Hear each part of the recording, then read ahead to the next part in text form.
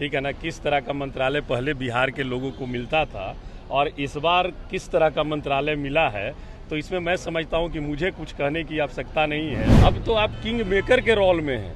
अगर अभी भी आप बिहार को विशेष राज्य का दर्जा दिलाने में कामयाबी हासिल नहीं करते हैं, तो इसका मतलब तो यही हो जाएगा कि 10 साल जुमले की सरकार चली, आप भी जुमलेबाजी कर रहे हैं। धन्यवाद आप सभी लोगों के साथ साथ हमारे क्षेत्रवासियों को भी धन्यवाद। मंत्रिमंडल का विस्तार हो गया, कैसे देख रहे हैं आप इसे? देखिए, मंत्रिमंडल का विस्तार नहीं बल्कि सरकार बन गई है और निश्चित तौर पर ये हम जरूर कहेंगे कि इस बार सरकार में बिहार का अहम रोल है। मतलब कह सकते हैं कि बिहार जो हमारा है किंग मेकर के रोल में है। तो बिहार को तो बहुत सारी आशाएं हैं लगी हुई कि जो माननीय हमारे बिहार के जो सर्वेसर्वा माननीय जो मुख्यमंत्री जी हैं, उनका सपना रहा है कि बिहार को विशेष राज्य का दर्जा दिलाने का। तो अब तो मैं समझता हूं कि वो बिहार को विशेष राज्य का दर्जा मिल जाना चाहिए। जातीय गणना कराने का देश में है, जातीय गणना हो जानी चाहिए। तो ये सारी सपना हमें लगता है कि इस बार निश्चित तौर पर पूरा कराएं, यही हम लोगों का शुभकामनाएं हैं। तेजस्वी यादव कह रहे हैं कि मंत्रिमंडल का जो विस्तार हुआ है उसमें बिहार को झुनझुना थमा दिया गया है। अब देखिए, ये सारी चीज़ पर हम कोई टीका टिप्पणी नहीं करना चाहते हैं, लेकिन निश्चित तौर पर आप भी जो मंत्रालय मिला है आप भी देख रहे हैं, हम लोग भी देख रहे हैं। ठीक है ना, किस तरह का मंत्रालय पहले बिहार के लोगों को मिलता था और इस बार किस तरह का मंत्रालय मिला है, तो इसमें मैं समझता हूं कि मुझे कुछ कहने की आवश्यकता नहीं है।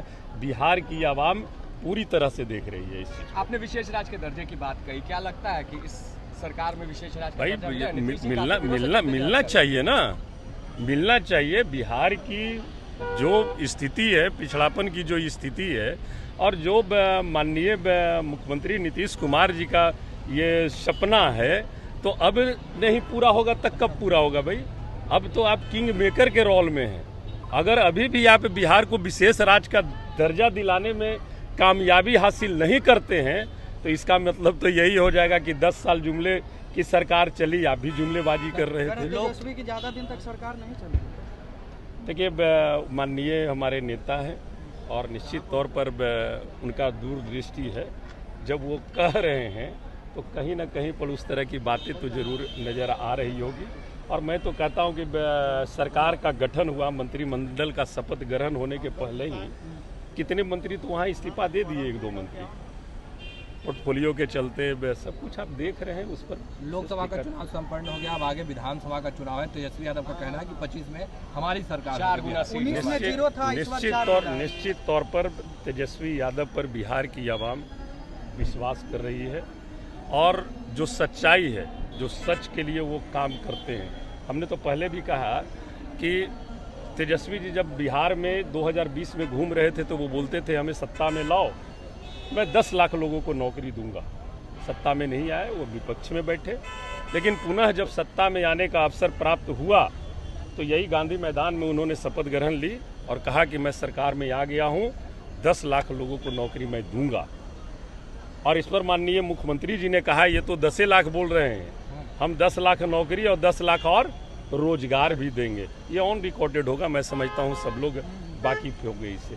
तो ये बिहार की जनता निश्चित तौर पर देख रही है कि तेजस्वी यादव जी जो बोलते हैं वो करने में विश्वास रखते हैं। युवाओं के हित के लिए, किसान के हित के लिए, बेरोजगारी दूर करने के लिए तमाम मुद्दों पर वो चिंतित है और आने वाला निश्चित समय है वो तेजस्वी जी का रहेगा। माननीय समाजवाद के पुरोधा परम आदरणीय लालू जी को मैं जन्मदिन की हार्दिक शुभकामनाएं और बधाई देता हूं। और अभी मैं यहाँ निकला भी हूँ, आया भी हूँ, तो खास करके उन्हीं का आशीर्वाद लेने के लिए मैं जा करके उनको अभी बधाई देता हूं। तेजस्वी यादव बनेंगे मुख्यमंत्री? निश्चित तौर पर विधानसभा में 39 पार और जिस मुख्यमंत्री बने निश्चित तौर पर इस बार विधानसभा में 39 पार, 40 की सरकार। देखिए, विधानसभा में 243 सीट में आप हम लोग आंकड़ों की गिनती नहीं करते, हम लोग काम करने वाले लोग हैं। और जो जैसे इस बार भी लोकसभा में भी महागठबंधन को जो बिहार की आवाम ने जो भी संख्या दी, उस पर निश्चित तौर पर हम धन्यवाद देना चाहेंगे बिहार के आवाम को। और जो हम लोगों का मिशन है कि हम आवाज़ बिहार हित का और देश हित का आवाज़ हम लोकसभा में बुलंद करते रहेंगे। उस काम को हम लोग ये करते आखिरी सवाल रहेंगे। लेंगे, पप्पू यादव पर एफआईआर दर्ज हुई है रंगदारी मांगने के। पूर्णिया देखिए ये इस पर हमारा कोई टीका टिप्पणी करने का अवसर नहीं है। ये प्रशासन देख रही है और क्या हुआ है नहीं हुआ है। तेजस्वी यादव और लालू परिवार में चार्जशीट फाइल फिर से हुआ है, उसको लेकर के पनोरमा ग्रुप, जो सोचता है वो करता है। आपके अपने सपनों का आशियाना। ये लो मुंह मीठा करो, आज मैंने अपना जॉब छोड़ दिया। अब हम पूर्णिया वापस जाएंगे। जॉब छोड़ दिया है? मतलब ये घर कैसे चलेगा? हम करेंगे क्या? और माँ बाबूजी क्या बोलेंगे? इसलिए मैं एक और मिठाई का डब्बा लाया। अपने बिजनेस के लिए लोन अप्रूव हो गया। अरे लोन अप्रूव हो गया वो तो ठीक है, लेकिन पूर्णिया में हम रहेंगे कहाँ? अपना घर भी तो नहीं है वहाँ। इसलिए तो एक और मिठाई का डब्बा अलग से लाया हूं। हमने पूर्णिया में घर ले लिया है, पूर्णिया के ई होम्स पैनोरमा में। पूर्णिया में पैनोरमा ग्रुप लेकर आए हैं ई होम्स पैनोरमा। बड़ा घर, आलीशान जिंदगी और अत्याधुनिक सुविधाओं के संग। अरे अब क्यों मुंह मीठा करवा रही हो? क्योंकि हम घर वापसी जो कर रहे हैं।